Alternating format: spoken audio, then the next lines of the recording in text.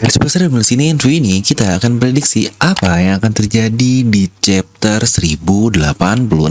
Nah, mari tanpa basa-basi lagi kita langsung saja wadaw. Closed doors, I'm a fool for your love.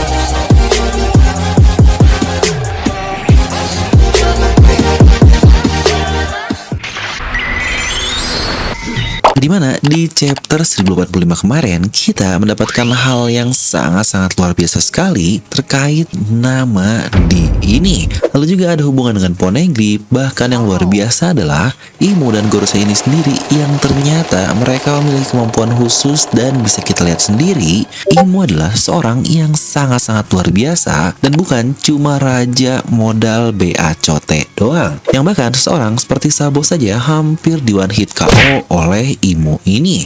Dimana ada dua orang yang sekarang punya peran untuk menjadi pusat badai terkait kebusukan dari pemerintah dunia ini, yaitu Sabo dan Wapol. Sabo sekarang dengan Dragon dan Wapol dengan Morgan. Kira-kira apa nih yang akan terjadi untuk selanjutnya? Nah, jadi pastikan kalian tonton video sampai habis ya, agar tidak ada informasi yang miss dan juga setengah-setengah. Nah, jadi oke lah, siapkan kopi panas, jangan lupa mandi besar, ambil posisi PW, and wadidaw. Menurut saya, pembahasan terkait referee ini akan selesai sampai di chapter 1085 kemarin, karena toh kita juga sudah tahu 1085 seharusnya akan menjadi penutup untuk komik volume 108 dengan isi chapter dari 1076 sampai 1085. Yang wah gila banget sih, isi volume itu bakal berisi chapter yang sangat-sangat gila sekali, dimana di 1076 saja dimulai kita akan mendapatkan siapa pengkhianat dari Egghead, lalu juga Seng versus Kid yang kita ketahui, serta Garp sampai juga Imo di chapter 1086. Wah ngaco sih untuk volume 108 ini.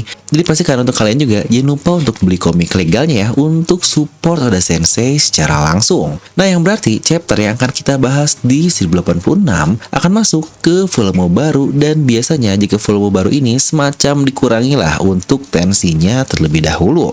Dimana pembahasan referee yang kita mendapatkan dari flashback Sabo sudah selesai di chapter kemarin, yang akhirnya kita mengetahui apa yang terjadi di pertengahan referee, yang bahkan banyak sekali insiden yang terjadi di hari itu.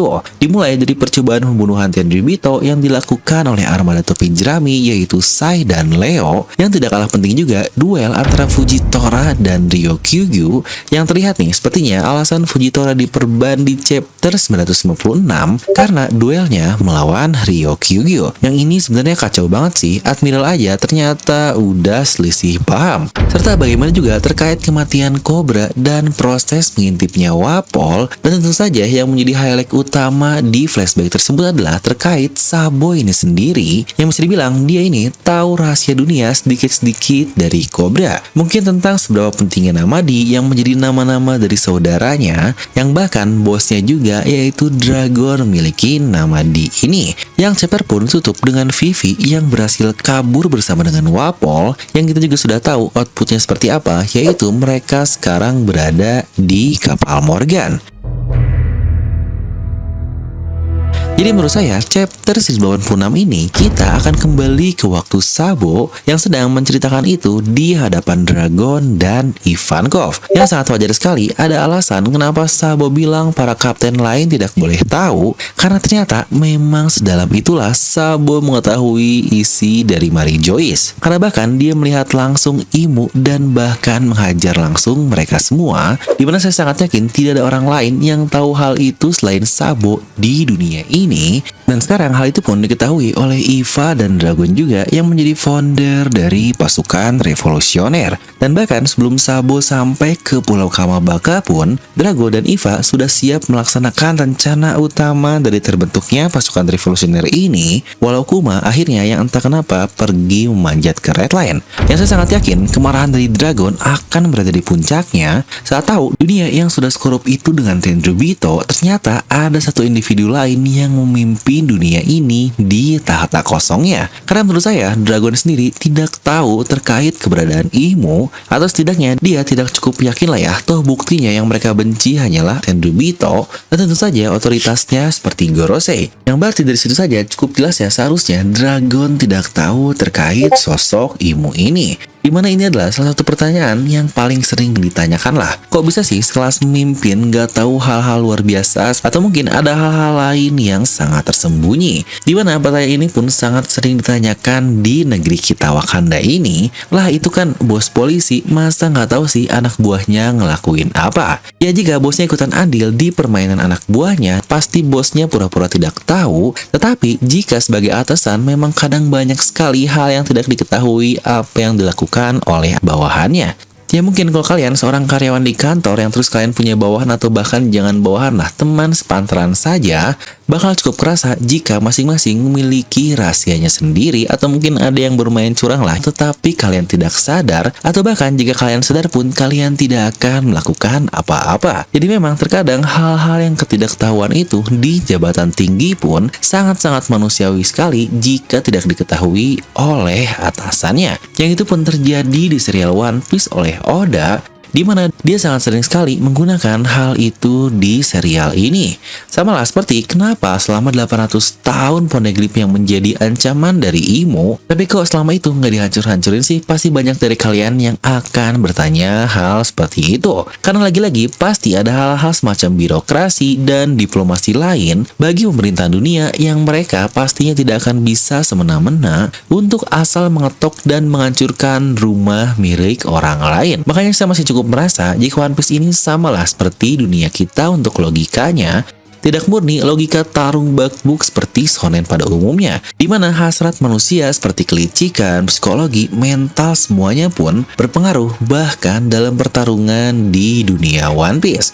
Makanya One Piece ini menurut saya sangat-sangat tidak masuk akal dari segi kekuatan, tetapi akal bisa masuk untuk kita sambungkan logika yang terjadi di dunia kita ke dunia One Piece. Nah kita kembali lagi ke bahasan Dragon ya, jadi cukup banyak ootnya nih, dimana dengan dia yang tahu semua hal itu, maka rencananya pasti akan semakin dimatangkan. Yang sebelumnya dia bilang perang benar-benar akan terjadi saat pemerintahan dunia sudah menurunkan Holy Knight, yang tapi jika ternyata jika Holy Knight juga masih seorang bawahan, pasti Dragon ini tetap akan mengincar atas-atasannya lagi atau Imu yang sudah dia ketahui. Yang sejujurnya saya juga masih merasa jika peran Dragon lebih masuk ke arah pemerintah dunia sih dan Imu ini dibandingkan Luffy yang harus ngehajar Gorosei dan Imu. Kenapa? Karena saya sangat yakin Luffy mana peduli dengan hal-hal seperti itu. Saat ini dia saja bisa kita bilang gak ada masalah langsung lah sama Gorosei dan Imu, atau mungkin setidaknya belum ada gesekan lah di antara orang-orang itu. Yang bahkan juga Luffy ini benar-benar tidak peduli dengan tahta atau apapun itu. Yang saya juga merasa pesan terakhir dari Cobra kepada Sabo yang bilang sampaikan kepada Luffy dan Vivi jika kita adalah bagian dari D juga. Luffy yang dengernya paling cuma bengong-bengong sambil nggak ngerti. Naon cenah. Kalau Vivi mungkin beda ya, atau mungkin nanti Robin yang bakal ngerespon perkataan Sabo. Makanya hal-hal kayak gini menurut saya lebih cocok diserahkan kepada Dragon yang sangat mengerti bagaimana diplomasi dunia ini bekerja. Yang dia juga pastinya akan menjadi panglima perang nanti untuk menghajar pihak dari Imu tersebut. Karena dengan munculnya Gorosei dan Imu yang pastinya sangat kuat juga, saya jadi sangat bingung nih kira-kira line up-nya akan seperti apa untuk perang terakhir di One Piece nanti.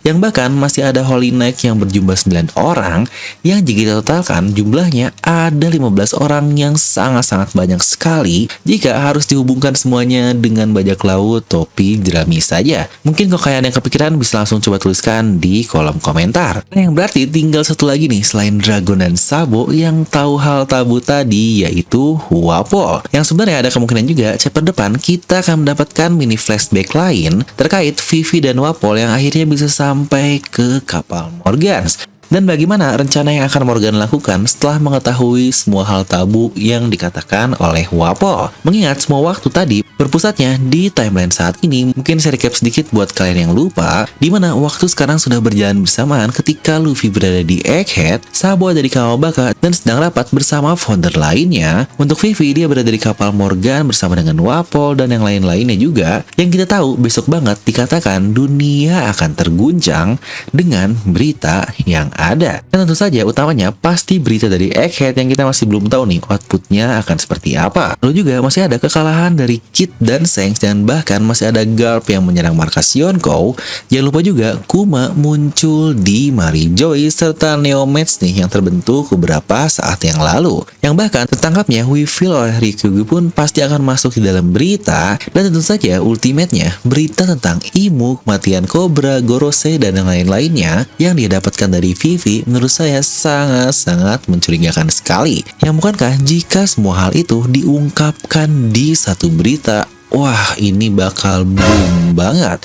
Dunia akan benar-benar sangat-sangat kacau sekali. Nah, serta buat kalian juga yang sedang mencari kaos One Piece wibu yang gak wibu-wibu banget, kami dari DND Merchandise sedang banyak sekali promo, terutama di TikTok Shop ini nih. Dimana harga normal kami ada di harga 120 sampai 150 ribu, tapi diskon di TikTok Shop sedang kacau banget. Masa ini harganya cuma menjadi 30 ribu saja. Jadi buruan langsung dapatkan promonya, dimana promonya hanya terlihat jika kalian langsung menggunakan aplikasi TikTok ya, bukan dibuka melalui website atau apapun itu. Yuk buruan, siapa cepat dia yang mendapatkan promo luar biasa dari TikTok Shop di DNA Merchandise. Kalian bisa langsung klik link di deskripsi video. Yuk tingkatkan status wibumu dengan DNA Merchandise. Nah, jadi itulah untuk video kali ini. Kalian bisa langsung tuliskan dapat kalian di kolom komentar di bawah. Dan seperti biasa, semoga kalian terhibur dengan video ini. Like aja kalian suka, dislike kalau suka, jangan lupa untuk subscribe dan juga share ke teman kalian. Gue Devil pamit, and I'll see you guys next time.